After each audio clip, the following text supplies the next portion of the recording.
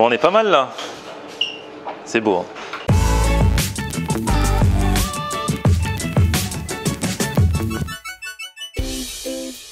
Salut tout le monde, bienvenue, nouveau vlog aujourd'hui. Aujourd'hui je suis en Ardèche, dans le sud de l'Ardèche. On va retrouver le terroir français et surtout rencontrer un chef qui s'appelle Stéphane Poli, ici à Vals-les-Bains, qui est une petite ville thermale. Il est à la tête d'un restaurant gastronomique qui s'appelle le Vivarais et également d'un bistrot juste à côté. Il y a un casino également ici. On va le rencontrer aussi, il a plein de belles choses à nous faire découvrir.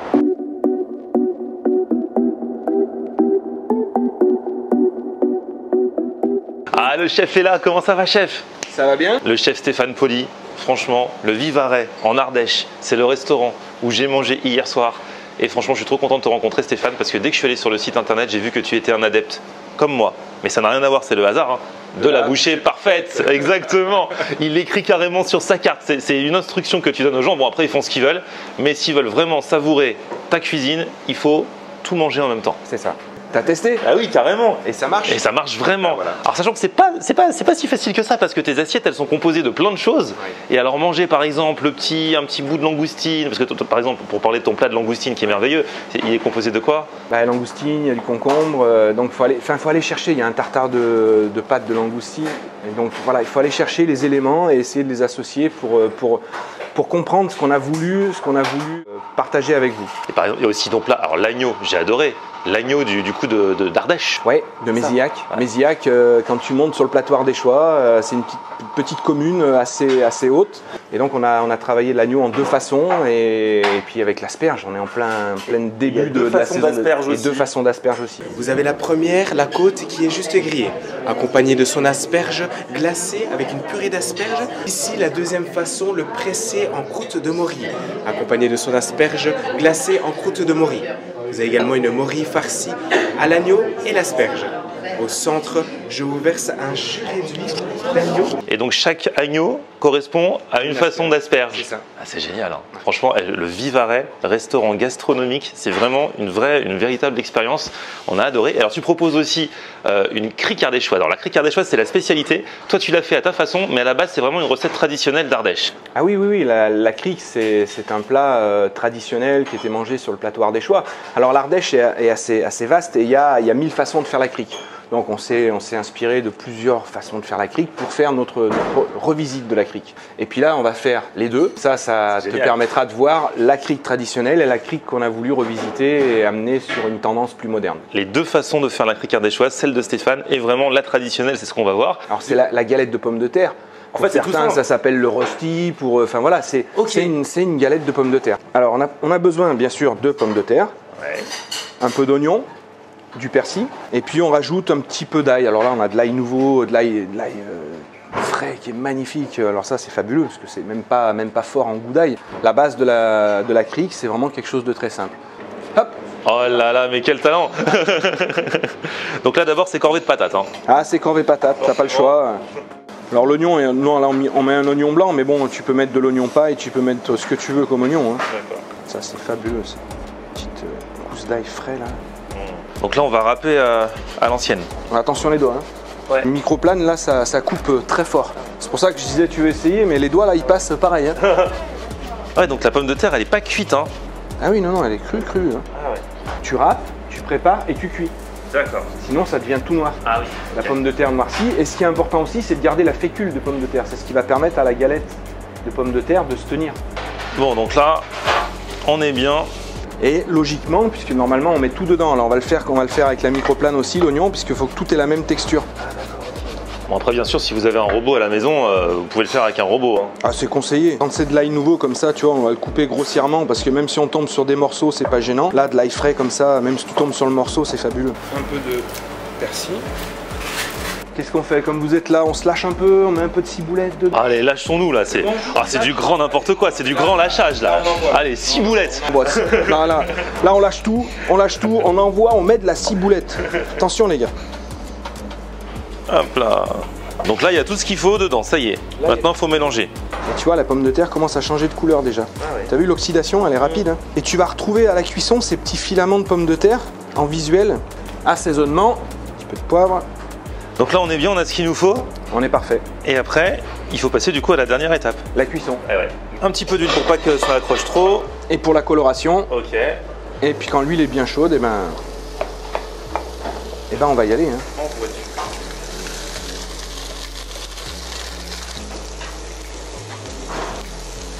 Du coup, on fait cuire combien de temps? Alors le principe, c'est coloration dessus, coloration dessous là maintenant. Ensuite, on va la tourner. Ouais. Donc coloration de l'autre côté. Ok. Ça fera 2 croûtes. Avec la chaleur, va se diffuser à l'intérieur et va cuire la pomme de terre à l'intérieur. Ce qui va donner ce côté moelleux tendre à l'intérieur et croustillant à l'extérieur. Ah ouais, génial. La crique, c'est nos limites. Hein. C'est comme tu as envie, comme tu le sens, tout est permis. Et du coup, après, tu l'as fait sauter ou alors non, on prend pas le risque. On prend pas le risque. Non, il faut toujours avoir soit une assiette, soit un couvercle pour pouvoir la retourner et la remettre dans la poêle. Une fois qu'elle est cuite des deux côtés, c'est plus facile. Elle est plus rigide. Mais là, tant qu'elle est comme ça, faut pas s'amuser. Ouais, il y en a qui ont essayé, ils ont eu des problèmes. Ah ouais. Première face. On est bon. C'est vrai que c'est joli. Hein. Alors comme c'est pas tout à fait assez riche pour les hivers froids sur le platoir des choix, là il fait froid. Donc on rajoute un petit peu de crème épaisse, petite crème aigrelette avec de la ciboulette pour manger avec. Ah, c'est obligatoire. C'est une crème épaisse qui est un petit peu plus acide, un petit peu plus aigrelette qu'une crème liquide. Et puis qui a une tenue surtout. Elle se tient, regarde, tu vois. Ah ouais. Alors ça c'est pas obligatoire, hein. Mais nous on adore. Ouais. Là c'est la crème de la Rayadou. La Rayadou qui est un producteur de produits laitiers du platoir des Choix. C'est quelqu'un qui a, tu verras, on ira la voir tout à l'heure, qui est à 1 km du restaurant et on a tous nos produits laitiers qui viennent de là. Bon, on est pas mal là. C'est beau. Hein. Tu mets un bout de crème là-dessus. Aïe, aïe, aïe, aïe. Et maintenant, on va faire l'autre. Ah, ta version. Voilà. Alors là, c'est autre chose. Là, on est plus dans le travail de précision que le terroir. Une revisite, ça doit quand même être fidèle aux ingrédients de base d'une recette. Absolument. Ouais. Donc, pommes de terre, oignons, persil. Donc alors ça, du coup, c'est un tube de pommes de terre. Okay. Tu vois, tout simplement, c'est de la pomme de terre. Donc l'effet croustillant, tu le retrouves ici. Ouais. Moelleux à l'intérieur, tu le retrouves dans la petite compotée d'oignons et la purée de pommes de terre. Et on retrouve le persil qu'on va retrouver sous différentes formes, 1, 2 et puis 3. Donc là, c'est de l'art.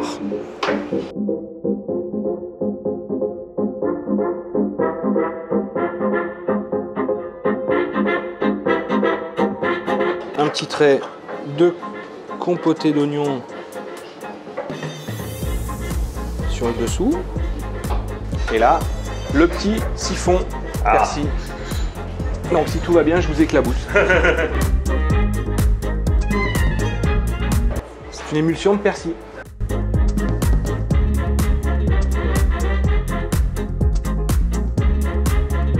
Bon du coup chef, là je crois qu'on est bien. Là on a les deux versions. Le plat, vraiment la recette familiale qu'on fait en famille, entre amis, en Ardèche. C'est ça. Et la version forcément gastronomique que tu as mise au point avec ton équipe ici au restaurant Le Vivarais.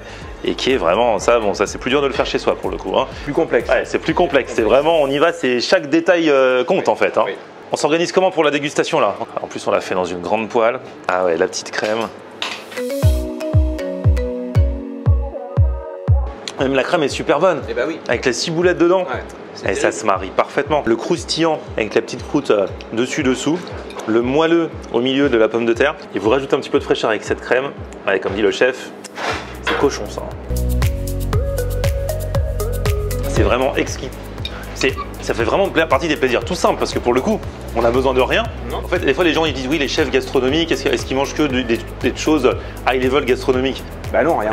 Bah oui, voilà, c'est ça, c'est la base. Et après, à partir de cette base-là, toi tu réussis à la sublimer et à en faire vraiment autre chose. Après on s'amuse. Voilà, mais ça on aime tous. Bah là tu vas te faire piéger en fait. C'est toi qui vas couper. Ah non, je vais gâcher le travail. Ouais. Et tu vas te faire toi ta bouchée parfaite. Ah d'accord, ok. Alors, du coup si c'est moi qui coupe, chef c'est toi qui me filme. C'est moi qui filme. Allez. Hop. J'ai un peu tout, j'ai la chips d'oignon, j'ai le dessous. Je reprends un petit peu de crème comme ça par là. On retrouve le goût, mais en même temps, on retrouve un petit truc en plus quoi. Ouais. C'est vraiment différent. Alors, je l'ai goûté hier soir au resto, donc je connaissais déjà. Mais c'est vraiment super bon. Le jeu des textures, le mariage entre tous les ingrédients de base, c'est fait avec la même chose, mais c'est pas la même chose tout en restant fidèle à l'original en fait. C'est un peu ça l'idée. Hein.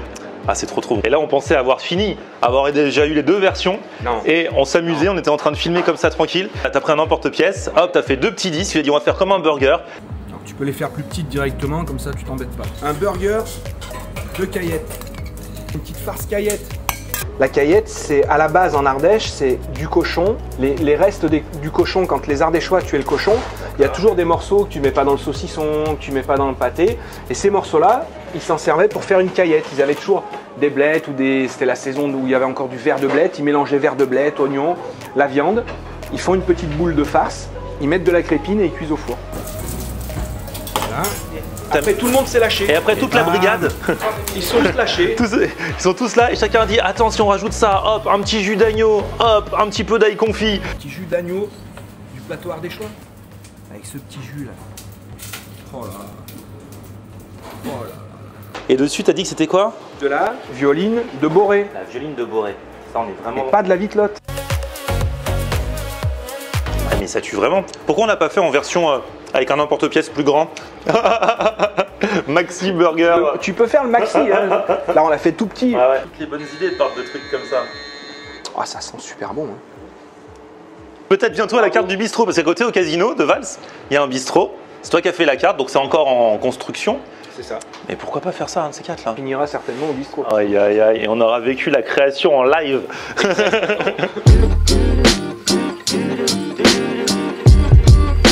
Alors, validation?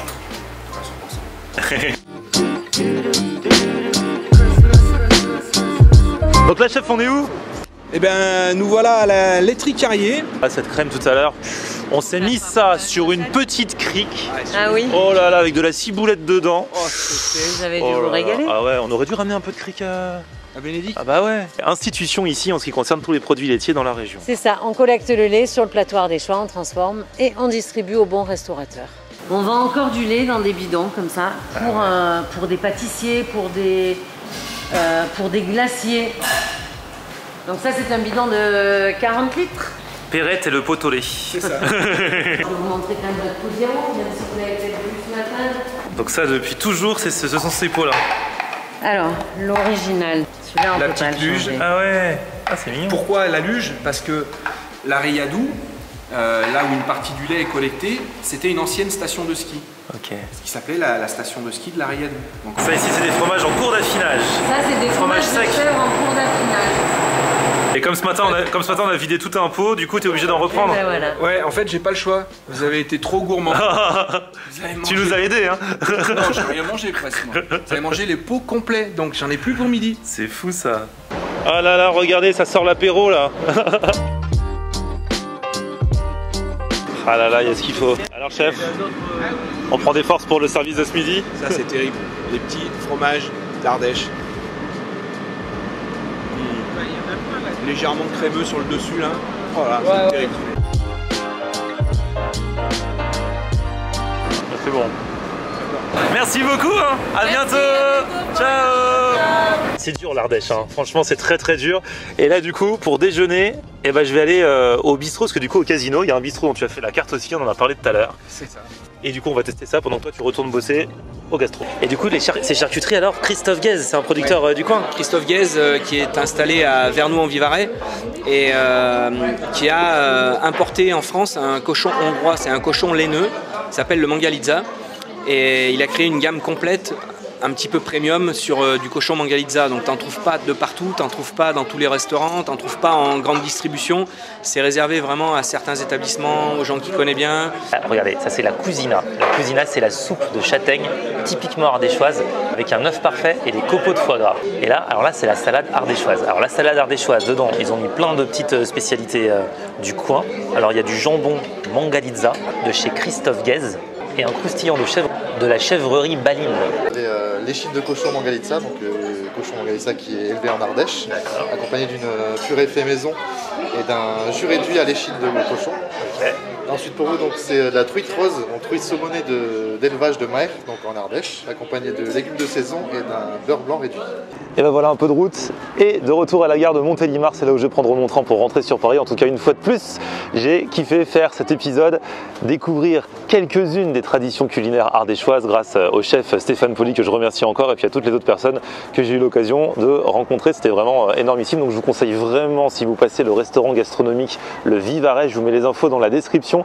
Il y a différentes formules, hein. Il y a un menu à 59 €, un 79, un menu dégustation surprise, toutes les infos sont là. Et puis sinon, le bistrot qui est au casino, c'est aussi le chef qui fait la carte, et il m'a dit qu'il n'a pas encore tout donné à ce niveau-là et qui va level up au fur et à mesure. Voilà. Et puis l'hôtel également, l'hôtel du resto, l'hôtel Elvi, toutes les infos sont dans la description. Merci à vous tous d'avoir suivi cette vidéo. En tout cas, petit pouce vers le haut si vous avez kiffé, vous abonnez à ma chaîne, et on se retrouve sur mon Facebook, Florian On Air, et Twitter, Snapchat, Instagram, c'est aussi Florian On Air. A plus, ciao. On aime regarder Florian On Air. Ok.